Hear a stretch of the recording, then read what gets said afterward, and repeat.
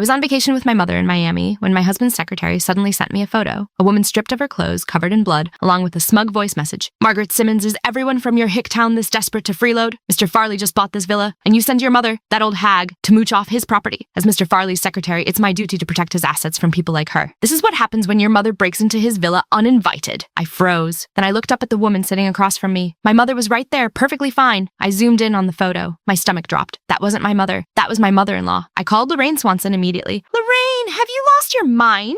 That's Elmer Farley's mother. Lorraine couldn't have sounded less concerned. Mr. Farley already told me, your mother is your mother, and his mother is his mother. He's never considered your mom family. She hung up before I could say another word. I didn't waste a second. I booked the earliest flight out and rushed toward the airport, dialing Elmer Farley's number on the way. Elmer, your mom is at the new villa. Lorraine beat her. You need to get over there right now. Enough. I know what you're going to say. Elmer cut me off, his voice flat and cold. Frankly, I think Lorraine taught her a lesson she needed. I couldn't believe what I was hearing. What did you just say? He let out a sigh, as if I were the unreasonable one. Margaret, we may be married, but your mother needs to learn some basic boundaries. She can't just use the fact that you're my wife to squeeze every benefit she can out of me. My pulse hammered. You've got it wrong. She's your— I said enough. His patience snapped. So what if she's my mother-in-law? I'm under no obligation to tolerate her greed. Today she waltzes into my villa to sleep for free. Tomorrow she'll show up at my office demanding cash. Lorraine did her a favor. Maybe now she'll think twice. Consider it a wake-up call. Every word landed like a blade of ice against my chest. My mother was a countrywoman, yes, but she was the most generous, selfless person I'd ever known. She had never taken a single thing from anyone, least of all from Elmer. Everything she'd ever done for him was pure giving, never asking. When Elmer was scraping together funds to launch his startup, my mother handed over her entire life savings without a moment's hesitation. When she learned about his chronic stomach problems, she made nourishing soups and herbal remedies no matter how busy she was, shipping them hundreds of miles to the city. And this was the woman Elmer called greedy, a woman who had treated him like her own son, reduced in his mouth to a shameless freeloader who deserved to be beaten. Something inside me went cold. When I spoke again, my voice was quieter, stripped of urgency. Elmer, she's hurt badly, I'm telling you. Send someone to get her to a hospital. After all, she raised you. That wasn't easy, he exploded. What is wrong with you, Margaret? When has your mother ever raised me? No wonder Lorraine couldn't help herself. With a daughter like you, your mother had it coming. My own mother is about to fly back from overseas. I'm planning a surprise homecoming dinner for her. I don't have time for your nonsense. The line went dead. On the way to the airport, I saw that Elmer had posted on social media. Just one line. Mom's coming home. I can finally be the son she deserves. I tapped the like button in silence. A quiet curiosity stirred in my chest. When he found out it was his own mother Lorraine had beaten half to death, what would this devoted son do then? By evening, I arrived at Elmer's hilltop villa. The villa's courtyard was overflowing with flowers and balloons, and a grand golden arch stood at the center, emblazoned with bold lettering. Welcome home, dear mother. Beneath the arch, every friend and relative of the Farley family had gathered. When they saw me arrive, a strange, complicated expression crossed each of their faces. I stepped into the courtyard and froze. There, in the corner, lay a body draped in a white sheet. Every muscle in my body locked up.